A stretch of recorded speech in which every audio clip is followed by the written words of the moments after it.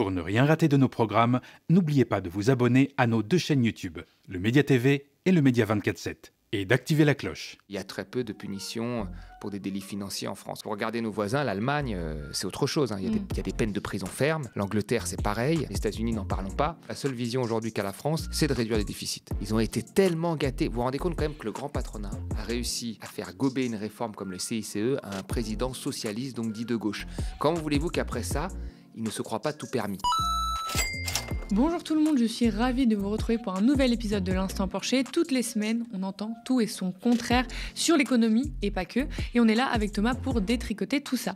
Et on en a du travail. Le média est en pleine riposte. L'extrême droite, aidée par des médias financés par les milliardaires, cherche à imposer sa vision en muselant la diversité des voix et en bafouant le pluralisme. Sur les réseaux sociaux et sur la TNT francilienne, nous voulons porter les voix qui dérangent, celles qu'on ne veut pas entendre ailleurs. Cette bataille pour la démocratie nous concerne toutes et tous, alors rejoignez-nous et soutenez la riposte sur campagne.lemediatv.fr. Bonjour Thomas. Salut Lisa. Avec toi aujourd'hui au programme, les grandes entreprises suppriment des emplois pendant que les petites embauchent et Le Cornu a fait des non-annonces. C'est parti. Qui crée ou supprime des emplois en France? Vous la connaissez, la chanson. Les Français détestent les riches, les patrons et les entreprises, alors que c'est elles qui créent des emplois et nous enrichissent. L'INSEE a sorti une étude intéressante. Entre 2012 et 2022, les créations d'emplois ont surtout été portées par les micro-entreprises et les PME. Les grandes entreprises aux milliards de bénéfices ne sont pas dans le top du classement dans la création d'emplois. Comme c'est étrange, entre 2012 et 2022, les micro-entreprises, les PME et les ETI créent dans leurs établissements respectivement plus de 800 000, 650 ou encore 340 000 emplois salariés, alors que les grandes entreprises en suppriment 173 000. À noter que finalement, les micro-entreprises créent près de la moitié des emplois sur la période, mais beaucoup d'entre elles changent de catégorie à la suite de leur croissance ou de leur rachat par des entreprises de plus grande taille, si bien que les effectifs salariés de cette catégorie augmentent peu finalement. Et dans le même temps, les effectifs salariés dans les grandes entreprises augmentent sur la période, bien qu'elles suppriment 173 000 emplois, car les pertes d'emplois sont plus compensées par des fusions, acquisitions ou des rachats d'établissements appartenant à de plus petites entreprises. Et à noter aussi que les suppressions nettes ont lieu en dehors des grandes agglomérations. Thomas, qu'est-ce que révèlent un peu tous ces chiffres-là ? Alors, ce qu'elle nous montre, en fait, et surtout que ces chiffres, comme tu les as très bien présentés, sont entre 2012 et 2022. Et entre 2012 et 2022, on a eu vraiment tout un tas de dispositifs d'aide aux entreprises, le CICE, la baisse de l'impôt sur les sociétés, les baisses d'impôts de production, les 2 lois travail. Et qu'est-ce que l'on constate aujourd'hui? On constate que malgré ces dispositifs qui ont profité en volume majoritairement aux très grandes entreprises, ça n'a pas permis la réindustrialisation, ça n'a pas permis l'investissement et l'emploi. Le vrai constat de ces 10 ans, c'est surtout le constat de l'échec de la politique d'offre, comme nous l'avions dit ici, en tous les cas pour les grandes entreprises. Donc il faudrait, me semble-t-il, à partir de maintenant, quand on a des réflexions sur l'entreprise, de dissocier les très grandes entreprises, celles qui ont plus de 5000 salariés, les entreprises intermédiaires, celles qui ont entre 250 et 5000, des PME et des petites entreprises. Parce que les petites entreprises, les PME, c'est 96% du tissu productif français. Et aujourd'hui, quand on fait des aides, il faut vraiment, à mon avis, différencier tout cela. Parce qu'il y en a qui vont créer des emplois et puis d'autres, visiblement, qui sont sur d'autres stratégies d'exportation, de développement à l'international et qui sont de moins en moins sur des stratégies nationales. On parle beaucoup de la manif des patrons, ou du moins du MEDEF, prévue le 13 octobre, mais on est d'accord que les patrons, ça veut un peu rien dire en fait. C'est exactement ça. Les patrons, ça veut rien dire. Le MEDEF représente très clairement le grand patronat. Le grand patronat, c'est les grandes entreprises, c'est celles qui ont plus de 5000 salariés. Ces entreprises-là, vous savez, sur l'ensemble des entreprises, c'est 0,01% des entreprises. Il y a 270 entreprises sur 4 millions. Donc, c'est absolument rien du tout. Et celles qui sont concernées par les taxations sur les très hauts patrimoines, c'est vraiment la pointe de ces entreprises-là et quelques start-up dans des domaines très innovants, comme on a vu l'exemple de Mistral. Le reste des entreprises, celles de moins de 10 salariés, 96%. Vous voyez, et c'est elles qui créent de l'emploi. Donc, non, on peut pas. Quand on parle de patron, il faut bien que dans la tête des gens, parce que je sais que derrière patron, vous avez des gens de PME qui sont très fâchés également, qui vont dire on nous tape dessus tout le temps alors que nous créons de la richesse. Et je veux dire, ils ont bien intégré le discours libéral, mais en réalité, elles ne sont absolument pas concernées par ce qui se passe en ce moment. Je veux dire, ce qui est dans la cible, ce qui est dans le viseur aujourd'hui, c'est les très grandes entreprises qui pratiquent de l'optimisation fiscale, qui bénéficient majoritairement des aides et qui ne représentent que 0,01% de l'ensemble des entreprises. Et qui suppriment des emplois. Et qui suppriment en plus des emplois. Donc c'est elles qui font du mal en fait aux patrons de PME qui disent on est sous les charges, on n'en peut plus et qui adoptent le discours libéral. Alors, elles font effectivement. La première chose, c'est que souvent ces entreprises, ces grandes entreprises, c'est elles qui ont comme clients des entreprises de taille petite, très petite ou même intermédiaire. Donc quand les grandes entreprises jouent le jeu, en fait, elles drainent avec elles l'ensemble des autres entreprises. Donc il faut faire en sorte que ces grandes entreprises aujourd'hui, elles payent déjà leurs fournisseurs en temps et en heure, parce que parfois elles mettent du temps. Et comme les petites entreprises sont dépendantes de ces grandes, elles mettent de le temps, elles font de la trésor. Ça, c'est la première chose, il faudrait vérifier ça. Et la deuxième, c'est qu'elles aient quand même, comme elles bénéficient d'aides, une vision de développement national, parce que les aides sont nationales. Enfin, c'est quand même dingue de donner des aides au niveau national que les Français payent pour des stratégies externes d'implantation dans d'autres pays. Ça, c'est assez particulier. Et dès qu'il y a un problème, ces grandes entreprises, elles ont le 0,6 du ministre de l'économie ou du président et elles demandent des aides, comme ça a été le cas pendant le Covid, pour subvenir à leurs besoins. Donc ça, c'est la première chose. C'est-à-dire qu'il faut faire en sorte que ces entreprises aient une stratégie qui profite au tissu national et donc aux PME qui, elles, sont concernées plutôt par ce qui se passe au niveau national et exportent très peu. Et la deuxième chose, c'est vraiment de faire la part des choses entre les petites entreprises et les grandes entreprises sur les aides, mais aussi sur le reste, parce qu'il y a une forme de concurrence déloyale, nous l'avons dit ici, qui peut avoir lieu quand vous êtes un petit café que vous ouvrez, ou un fournisseur, ou un distributeur de café, ou un restaurant, ou etc. Vous pouvez avoir en face de vous un grand cafetier américain qui pratique de l'optimisation fiscale, et donc vous êtes dans une forme de concurrence déloyale. Donc dans le discours, tout comme dans les aides, il faut aujourd'hui différencier les deux. Nous, on le fait tout le temps ici. Après, c'est au patron aussi de se différencier. Quand je vois que les représentants des PME parlent d'une seule voix avec le grand patronat, alors qu'ils ont des problématiques complètement différentes, des objectifs complètement différents, là, c'est plus possible. Il faut à un moment comprendre que les petites PME ne sont pas le grand patronat et qu'ils n'ont pas les mêmes objectifs et qu'ils n'ont pas les mêmes besoins. Voilà. Donc le politique doit prendre ça en compte, mais le patron aussi, le patron de PME aussi, doit se dissocier complètement du grand patronat. Est-ce que la colère des patrons, là, est justifiée ? Alors pourquoi ? Moi, si je me mets à leur place, le grand patronat, mettons-nous à leur place 2 minutes, ce qu'ils font jamais, hein, mais mettons-nous à leur place, c'est normal qu'ils soient fâchés parce qu'ils ont été très gâtés. Ils ont été tellement gâtés. Vous vous rendez compte quand même que le grand patronat a réussi à faire gober une réforme comme le CICE à un président socialiste, donc dit de gauche. Comment voulez-vous qu'après ça, il ne se croit pas tout permis ? Normalement, un président de gauche doit avoir une forme de réticence vis-à-vis du patronat, même si c'est un président socialiste. Là, ils leur ont fait gober une réforme que même Sarkozy n'avait pas gobé, le CICE et la réforme du marché du travail. Après ça, ils ont eu un président que certains qualifiaient ni de gauche ni de droite, mais qui était très pro-business, qui a commencé à baisser tout de suite les impôts sur les entreprises et sur les plus riches. Donc, ils ont été extrêmement gâtés. Et puis même pendant le Covid, il y avait le quoi qu'il en coûte, où vous aviez le gouverneur de la Banque de France qui sortait en disant « il va falloir faire des efforts après à tous les Français ». Là, on leur passait des baisses d'impôts de production.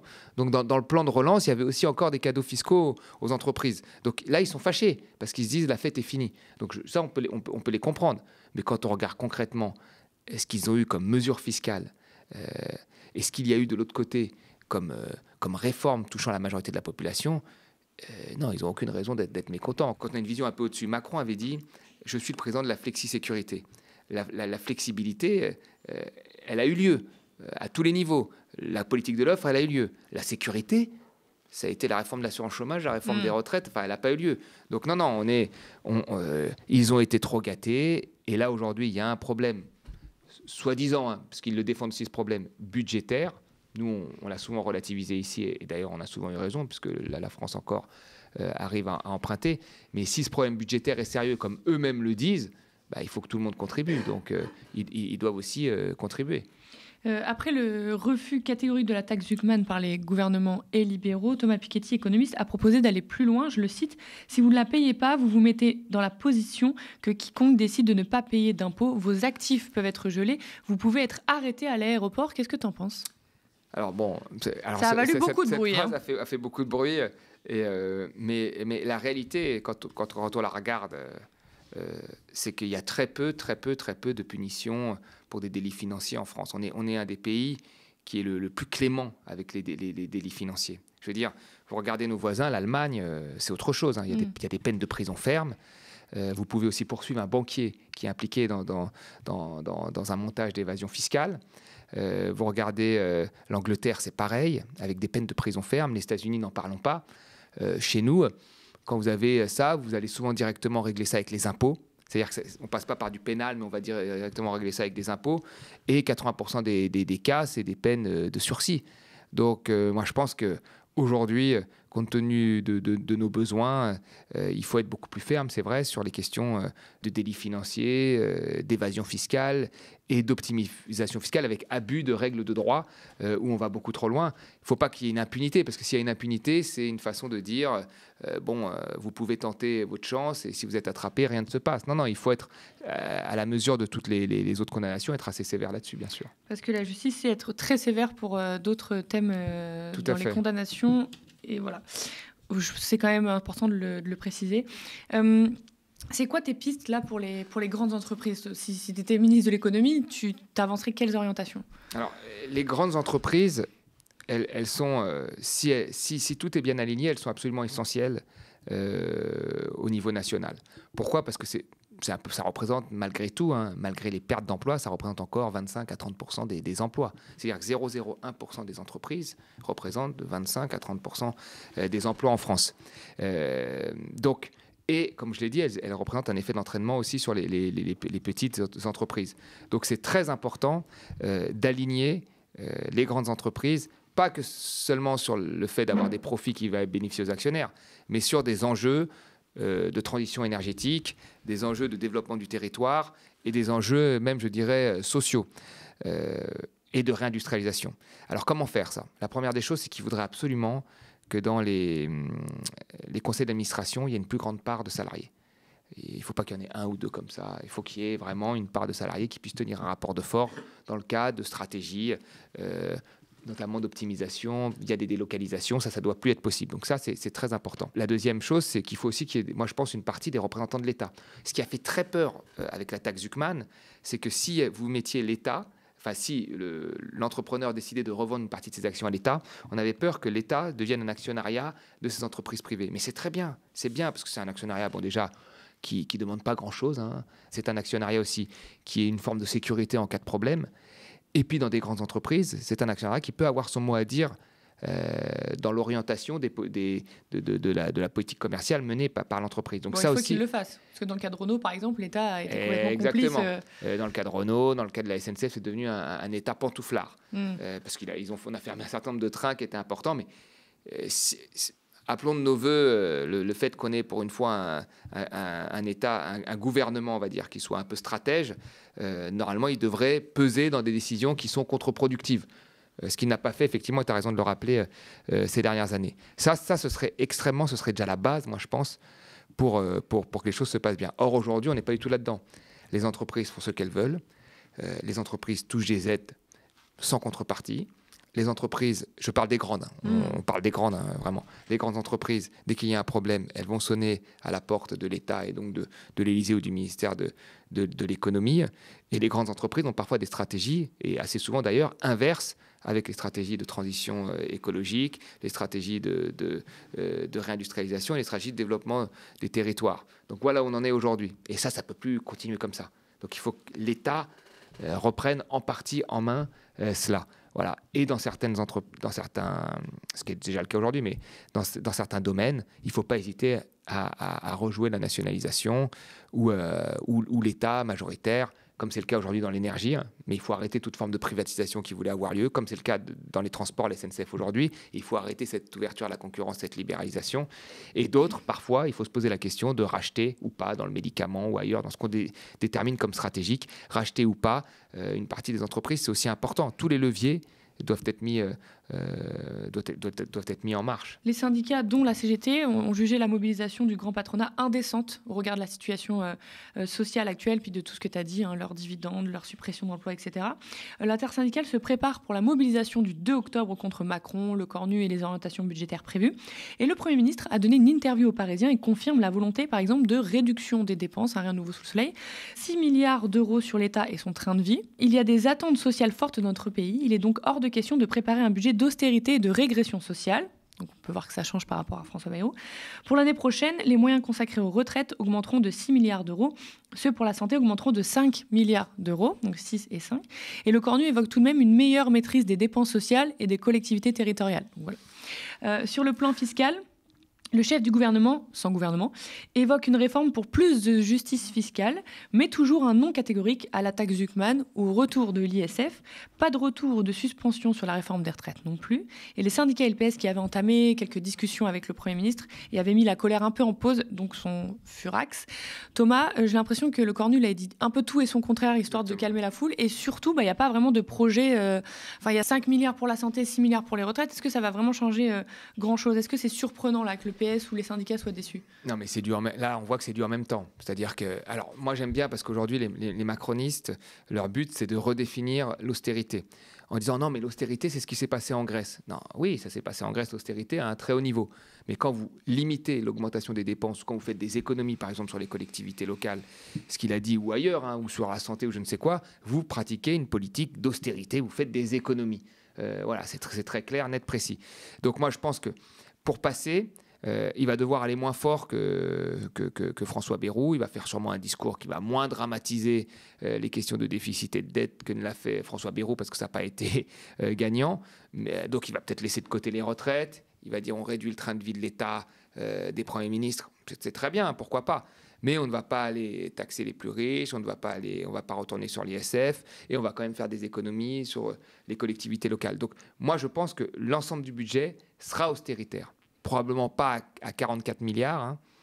Vous avez vu déjà, je l'avais dit la dernière fois, il va gagner 6 milliards déjà par une magie, parce que les prévisions de dépenses publiques sont un peu plus faibles dans les faits que les prévisions. Donc il va gagner 6 milliards là-dessus. Il va un peu peut-être prendre 2-3 milliards en plus, mais on va avoir un budget d'économie. On est obligé d'avoir un budget d'économie qui va peser, s'il ne pèse pas sur les plus riches majoritairement, sur la dépense sociale, et c'est lui qui le dit. Les dépenses sociales, c'est chômage, maladie, et les retraites visiblement donc c'est ces deux postes qui vont en prendre le plus, et les services publics. Tu dis on est obligé de toucher aux économies, d'avoir un budget d'économie, c'est parce qu'à partir du moment où tu veux absolument pas toucher aux recettes, tu es obligé de toucher aux dépenses, même si tu dis j'abandonne les 2 jours fériés, oui il y aura 5 milliards sur la santé, et encore 5 milliards, qu'est-ce que ça veut dire au regard des besoins, de l'historique et de tout ce qui s'est accumulé, et de l'inflation aussi quand même à prendre en compte. Exactement, non mais tu as bien résumé. La vraie question de départ, et on l'a souvent dit ici, c'est est-ce que le déficit est grave? Est-ce qu'il est si grave que ça? Nous pensons qu'il n'est pas si grave que ça, qu'il faut avoir juste une trajectoire de confiance. Ça, c'est la première des choses. La deuxième des choses, c'est si tu penses qu'il est très grave, à quel rythme tu le réduis? Tu vois, est-ce que c'est 40, 45, est-ce que c'est 30? Ça, c'est la deuxième question. Et la troisième question, c'est comment tu le réduis? Et est-ce que tu taxes ceux qui ont profité le plus ces dernières années des réformes de Macron, ou est-ce que tu coupes encore dans la dépense publique? Visiblement, là, on a très bien compris, c'est la troisième option, avec la coupe dans les dépenses publiques. Mais pour que ça passe de manière moins douloureuse que n'a voulu le faire François Bayrou. Mais au final, moins douloureux, ça veut dire quoi? Celui qui la touche est toujours aussi douloureux. Celui qui va devoir payer plus ses médicaments, ou celui qui va voir sa prestation chômage diminuer dans une période où nous avons une très faible croissance, lui, c'est du concret tous les jours, et il le voit, quoi. Il a moins de pouvoir d'achat. Et tu l'as très bien dit, après quand même 3 ans d'inflation où les prix de l'alimentaire ont pris 20% sans jamais revenir à leur prix d'avant. Même si l'inflation, l'augmentation est maîtrisée, on n'est pas revenu au prix d'avant Covid. Même s'il y a des toutes petites mains tendues à droite ou à gauche, par exemple, en fait, je ne supprime pas les 2 jours fériés, etc., etc. Est-ce que ça va suffire, ou est-ce que là, il y a besoin d'une vraie rupture économique? Ah non, il y a très clairement besoin d'une vraie rupture économique. Déjà, la première rupture, ce serait d'accepter que ce qui a été mis en place ces 10 dernières années, et on l'a vu au début avec les chiffres, n'a pas fonctionné. Donc à partir du moment où on comprend ça, on commence petit à petit, au moins déjà sur les plus grandes entreprises, à faire en sorte qu'il y a un peu d'argent qui rentre pour l'État. C'était la volonté de la taxe Zuckman, c'était aussi la volonté peut-être de la discussion autour de l'ISF, mais il faut absolument que ceux qui aient été gâtés ces dernières années payent, contribuent. Ça c'est sûr, et là on n'est pas du tout dans cette voie. On est dans une voie qui est la poursuite de ce qui a été fait depuis 10 ans en termes d'économie des dépenses publiques, et qui nous met, à chaque fois qu'il y a une crise, face à des réflexions du type si on avait su, on aurait pu s'investir en amont, on est surpris, donc là on va creuser les déficits pour rattraper le retard et pour mettre des pansements sur des crises. Donc non, il n'y a pas de vision. De toute façon, la seule vision aujourd'hui qu'a la France, c'est de réduire les déficits. La question écologique, elle a quasiment disparu. La question sociale, on est revenu au même débat depuis les années 80. Les questions internationales, géopolitiques, on ne sait pas trop où ça va. Donc là, la seule urgence, nous dit-on, alors on dit toujours qu'il y a plein d'urgences après, mais la seule urgence première, là, c'est clairement le déficit. C'est ça qui est à l'agenda politique et je trouve ça un peu triste. Merci à vous, chez vous, d'avoir suivi cet épisode de l'Instant Porcher. J'attire une dernière fois votre attention avant de se quitter.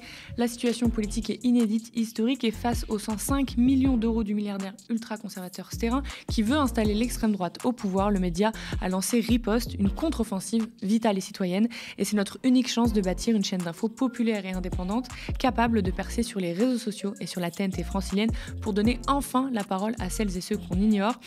Ensemble, reprenons le terrain et protégeons notre démocratie. Soutenez-nous sur campagne.lemediatv.fr. Spectateurs, abonnés, donatrices et sociaux, je vous dis à la semaine prochaine.